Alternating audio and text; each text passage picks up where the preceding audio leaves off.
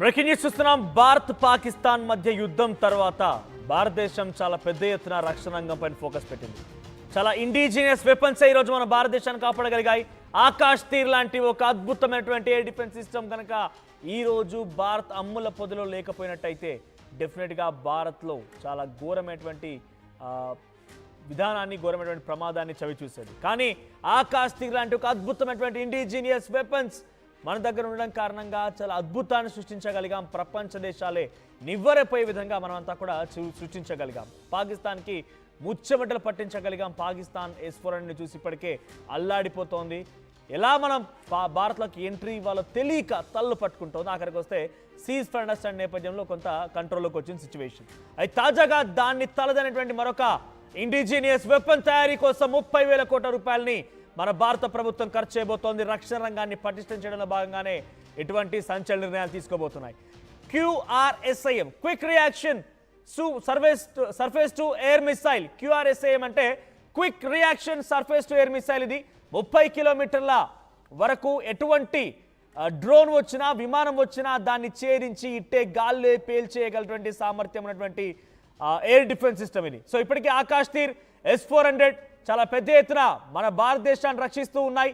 భారతదేశపు అమ్ముల పొదిలో ఉన్నటువంటి ఒక అద్భుతమైనటువంటి రక్షణ రంగ మిసైల్స్ ఇవి, రక్షణ రంగ ఆయుధాలు ఇవి. అయితే ఇలా ఉండగానే మరోసారి ఎప్పటికప్పుడు ఇవన్నీ కూడా ఎప్పటికక్కడ మోహరించి ఉంచలేం. కేవలం ఎయిర్ బేసెస్లో స్థావరాలు మాత్రమే ఉంచుతూ ఉంటాం, ఆ ఆర్మీ స్థావరాలు మాత్రమే ఉంచుతూ ఉంటాం. అయితే ఎప్పుడైతే పాకిస్తాన్ భారత్ మధ్య యుద్ధం జరిగిందో అప్పుడు దేశ రక్షణకు సంబంధించి ఇండిజినియస్ వెపన్స్, మన దగ్గర డెవలప్ చేయబడినటువంటి వెపన్స్ని వినియోగించడం వల్ల ఎంతటి లాభం ఉంటుంది, ఎంతటి ఒక గొప్పటి యుద్ధాన్ని చేయగలుగుతామనేటువంటి ఒక లక్ష్యంతో భారత ప్రభుత్వం ముందుకెళ్తూ QRSAMలను స్టార్ట్ చేయబోతోంది. Quick reaction surface to air missile రంగంలోకి దించబోతోంది. 30,000 కోట్ల రూపాయలని దానిపైన వెచ్చించబోతోంది. అయితే త్వరలోనే ఈ quick reaction surface to air మిసైల్స్ని భారత సైన్యంలోకి దించబోతోంది, భారత ఎయిర్ ఫోర్స్లోకి దించబోతోంది. అయితే 30 కిలోమీటర్ల పరిధిలో ఎటువంటి క్షిపణి ఎదురై ఎటువంటి డ్రోన్ వచ్చినా కూడా గాల్లోనే ఇట్టే పేల్చేయగల సామర్థ్యం ఉన్నటువంటి ఒక మిసైల్, ఒక ఎయిర్ డిఫెన్స్ సిస్టాన్ని మన భారత ప్రభుత్వం తయారీకి సిద్ధం చేసినట్టు తెలుస్తోంది. అయితే ఆర్మీ, ఎయిర్ ఫోర్స్ దీన్ని బలోపేతం చేస్తున్నాయి. ఇప్పటికే భారత్ దగ్గర S-400 ఆకాశ్ తీర్ లాంటివి ఉంటే వీటిని చూసి పాకిస్తాన్ భయపడిపోతుంటే మరోసారి QRSAM లాంటిది వస్తుందని అంటే పాకిస్తాన్ పరిస్థితి ఏంటో ఒకసారి అర్థం చేసుకోండి. వాళ్ళ మైండ్ వాయిస్ ఎలా ఉంటుందో అర్థం చేసుకోండి. Quick reaction surface to air missile ఇది mid range missiles air defence సిస్టమ్తో పనిచేస్తూ ఉంటుంది. సో నేలపైన ఉంటుంది. అయితే ప్రస్తుతానికి దీన్ని డెవలప్ చేసి ఆ తర్వాత వీటన్నిటిని కూడా అటు వెస్టర్న్ అండ్ నార్థన్ ఏరియాస్లో మోహరించి ఉంచాలనేటువంటి లక్ష్యంతో భారత ప్రభుత్వం ముందుకు వెళ్తోంది. సో వెస్టర్న్ ఏరియాస్ అని అంటే పంజాబ్, గుజరాత్, తర్వాత హర్యానా, రాజస్థాన్, జమ్మూ కాశ్మీర్, ఉత్తరాఖండ్, ఈ పరిసర ప్రాంతాలు ఎక్కడెక్కడైతే పాకిస్తాన్ బార్డర్, పాకిస్తాన్కి సంబంధించి POK దగ్గర కానివ్వండి, ఆ తర్వాత పాకిస్తాన్ బార్డర్ షేరింగ్లో కానివ్వండి, చైనా దగ్గర ఎక్కడైతే మనకు బౌండరీ షేరింగ్ ఉందో ఆ బౌండరీ షేరింగ్ దగ్గర ఈ QRSAMని నిరంతరంగా అక్కడే ఉంచేందుకు ప్లాన్ చేస్తుందట. ఎప్పుడైనా ఎటువైపు నుంచి అనేది దాడి జరగవచ్చనే ఆలోచనలో ఉన్నారు కాబట్టే భారత ప్రభుత్వం నిర్ణయం తీసుకుంది. సో భారత ప్రభుత్వం యొక్క నిర్ణయం అటు ప్రపంచ దేశాల్లో ఒక్కసారిగా ఆశ్చర్యాన్ని గురి చేస్తుంది. మరి ముఖ్యంగా శత్రు దేశాలకైతే భయాన్ని గుర్తు చేస్తోంది. ఎందుకంటే పంజాబ్ బౌండరీ వెంట ఇప్పటికే S-400ని మనం మోహరించి ఉంచిన నేపథ్యంలో పాకిస్తాన్ కొన్ని వందల డ్రోన్లని, కొన్ని వందల మిసైల్ని ఏకంగా హర్యానా సియాల్ ప్రాంతంలోనే పెద్ద ఎత్తున దాడులు చేసే ప్రయత్నం చేశారు. ఏకంగా ఢిల్లీ ఎయిర్పోర్ట్ని టార్గెట్ చేసే విధంగా ఫాతే 2 అనేటువంటి ఒక మిసైల్ని ప్రయోగిస్తే మన S-400 వాటిని మన భూభాగంలోకి రాకమునిపై పాకిస్తాన్లోనే కుప్పకూల్చేసింది. ఇదిలా ఉంటే చాలా చోట్ల మన పంజాబ్, గుజరాత్, రాజస్థాన్, పంజాబ్, హర్యానా లాంటి ప్రాంతాల్లో కూడా పెద్ద ఎత్తున ఆ డ్రోన్లు, క్షిపణులు వచ్చి అలా తోక ముడుచుకొని కూర్చున్నాయి. దీనికి కారణం మన ఎయిర్ డిఫెన్స్ సిస్టమ్ వాటిని బ్రేక్ చేసింది, మిస్గైడ్ చేసింది, మిస్లొకేట్ చేసింది. మొత్తం మీద వాటిని కనీసం భూభాగంలోకి ఎంట్రీ కవ్వకమునిపై వాటిని కుప్పకూల్చేసింది. అటువంటి చర్య మనం చూసాం S-400 నుంచి. అయితే నిరంతరం S-400లు మన దగ్గర కేవలం 5 మాత్రమే ఉన్నాయి. అంటే ప్రస్తుతానికి 3 అందుబాటులో ఉన్నాయి. మరొక 2 అమెరికా, రష్యా నుంచి ఒప్పందంలో భాగంగా రావాల్సి ఉంది. సో 3 ఇప్పుడు అద్భుతమైనటువంటి ఒక ప్రతిభను కనబరిచాయి. ఆకాశ్ తీర్ చాలా ఇండిజినియస్ వెపన్ అది. సో మన దగ్గర DRDO రూపొందించినటువంటి ఆకాశ్ తీర్ అద్భుత ప్రదర్శన ఇచ్చి పాకిస్తాన్ని పటాపంచలు చేసింది పాకిస్తాన్ ప్రయోగించినటువంటి ఆ డ్రోన్లని మిసైల్ని పూర్తిగా తోకముడి చేసింది, వాటిని గాల్లోనే పేల్చేసింది. అయితే ఎప్పటికీ నిరంతరంగా ఉండేటువంటి ప్రక్రియ కాదు. యుద్ధ నేపథ్యంలోనే యుద్ధ సామాగ్రిని బార్డర్ వెంట మోహరించి ఉంచారు, కానీ నిత్యం అలా ఉండడం సాధ్యం కాదు.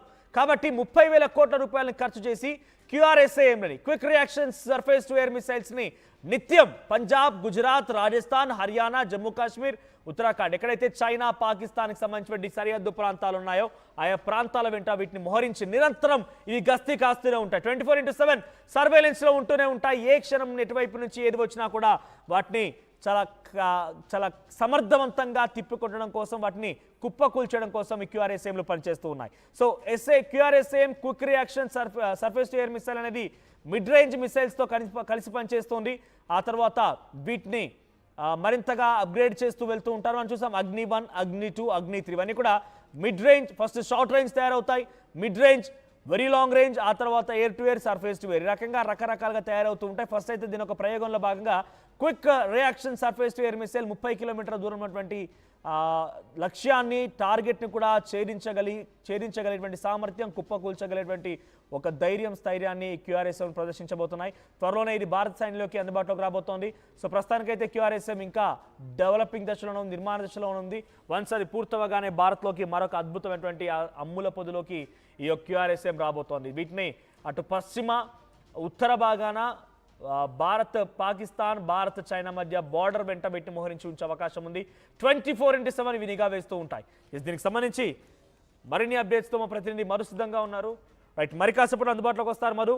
సో ప్రస్తుతానికైతే S-400 ఆకాశ్ తీర్ లాంటి ఒక ఎయిర్ డిఫెన్స్ సిస్టమ్ పాకిస్తాన్కి ముచ్చమటలు పట్టించింది. అటు చైనా నుంచి మిసైల్ తీసుకొచ్చినా, టర్కీ నుంచి డ్రోన్లు తీసుకొచ్చినా, ఎంత పెద్ద ఎత్తున ఏ రకమైన ప్రయత్నాలు చేసినా ఏ మాత్రం కూడా వాళ్ళ ప్రయత్నాలు సఫలీకృతం కాలేదు. కానీ ఒక్కటంటే ఒక్కటి కూడా ఇక్కడ మన భారత భూభాగం పైన పడక మునిపే గాల్లోనే పేల్చేసామంటే అది మన S-400 సత్తా. అయితే పాకిస్తాన్ ఏం ప్రచారం చేసుకోండి, S-400 అనేది చాలా అద్భుతమైనటువంటి ఒక ఎయిర్ డిఫెన్స్ సిస్టమ్. కాబట్టి ఏకంగా ఎయిర్ డిఫెన్స్ సిస్టంలో S-400 తన యొక్క ప్రతిభని కనబరిచిన తర్వాత ప్రపంచ దేశాలే ముక్కున వేలేసుకున్నాయి. అయితే అటువంటి దాన్ని మేము పేల్చేస్తామని చెప్పడంలో ఒక శునకానందాన్ని, ఒక అబద్ధ ప్రచారంతో ఒక మేకపోతు గాంభీర్యాన్ని పాకిస్తాన్ ప్రదర్శించాలనుకుంది. అందులో భాగంగానే మేము S-400ని పేల్చేస్తామని చెప్పి తప్పుడు వ్యాఖ్యలు చేసింది పాకిస్తాన్ ఆర్మీ. పాకిస్తాన్ ప్రధాని ఆ దుర్మార్గుడు షెహబాజ్ షరీఫ్ కూడా S-400ని కుప్పకూల్చామన్నాడు, అదంపూర్ ఎయిర్ బేస్ని పేల్చేస్తామన్నాడు. కానీ మన మోదీ ఆ యుద్ధం ముగిసిన వెంటనే సీజ్ అండర్స్టాండింగ్ నేపథ్యంలో అదంపూర్ ఎయిర్ బేస్కి సందర్శించాడు. సందర్శనార్థంలో ఆయన వెనకాల S-400 కనబడుతోంది, రైఫిల్ జట్లు కనబడుతున్నాయి. సో పెద్ద ఎత్తున ఆదంపూర్ ఎయిర్ బేస్ కూడా అంతా సవ్యంగానే ఉంది. ఎట్టి పరిస్థితుల్లో ఎటువంటి అక్కడ ఇబ్బందికర దృశ్యాలు కానీ, అక్కడ నిజంగానే పాకిస్తాన్ దాడి చేసిన తాలూకా దృశ్యాలు కానీ ఇవి లభించలేదు. సో ప్రస్తుతానికి S-400 ఆకాశ్ తీరును చూసి భయపడుతున్న పాకిస్తాన్ ఈ QRSAMని కనుక రంగంలోకి దించితే ఆ తర్వాత పాకిస్తాన్ ఏం చేసినా, పాకిస్తాన్ ఎటువంటి సిచ్యువేషన్ తీసుకొచ్చినా, పాకిస్తాన్ మొన్న మధ్య కూడా చూసారు కదా, పాకిస్తాన్కి సంబంధించిన బిలావల్ భుట్టో సింధు ప్రావిన్స్లో అధికారం ఉన్నటువంటి PTI పార్టీకి సంబంధించిన మాజీ మంత్రి బిలావల్ భుట్టో గారు ఏం చేస్తున్నాడు, వాడి అధ్యక్షతన ఒక టీంని ఏర్పాటు చేసుకొని అమెరికాకు వెళ్ళిపోయాడు. అమెరికాలో మాట్లాడుతూ తన టీంలో ఉన్నటువంటి ఒక ప్రతినిధి మాట్లాడుతూ భారత్ మా పైన చాలా ఘోరంగా, చాలా దారుణంగా దాడి చేసింది, మా ఎయిర్ బేస్ని కుప్పకూల్చేసింది, మా ఉగ్రవాద స్థావరాలను లేపేసింది, మేము ఏమాత్రం కూడా భారత్ని అడ్డుకోలేకపోయాం, మా దగ్గర చాలా వెరీ డెఫిషియన్సీ ఉంది ఎయిర్ డిఫెన్స్ సిస్టమ్ విషయంలో. సో చైనా ఇచ్చిన ఎయిర్ డిఫెన్స్ సిస్టమ్ ఏ మాత్రం పనిచేయలేదు. కాబట్టి దయచేసి ప్లీజ్ మీకు సాష్టాంగ నమస్కారం చేస్తున్నా, మీ కాళ్ళు మొక్కుతా, నాకు ఒక ఎయిర్ డిఫెన్స్ సిస్టాన్ని ఇవ్వండి అంటూ కూడా పాకిస్తాన్ సంబంధించిన ప్రతినిధుల బృందం అమెరికాను వేడుకుంది. అమెరికా కావాల్సిన బిజినెస్, సో డెఫినెట్గా అమెరికా దాన్ని పాకిస్తాన్కి అందించవచ్చు. కానీ ఎవరెన్ని అందించినా, ఏం చేసినా, ఎలా ముందుకు వెళ్ళినా కూడా మన బ్రహ్మోస్లు, మన మిసైల్స్ ఏవి కూడా పాకిస్తాన్ అడ్డుకోలేదు. మీరు గమనించండి, ఒక్కటిని అడ్డుకుందాం. మనం 9 టెర్రర్ క్యాంప్స్ని లేపేశాం, 11 ఎయిర్ బేస్లను లేపేశాం, ఒక్కదానికి నిలువరించలేకపోయింది. పైపెచ్చి ఎందుకు నిలువరించలేకపోయారని చెప్పి అపోజిషన్ పార్టీకి సంబంధించిన సెనేటర్లు ప్రభుత్వాన్ని క్వశ్చన్ చేస్తే ప్రధానిని ఒక పిరికి పంద, ఒక దుర్మార్గుడు, ఒక యూజ్లెస్ ఫెలో,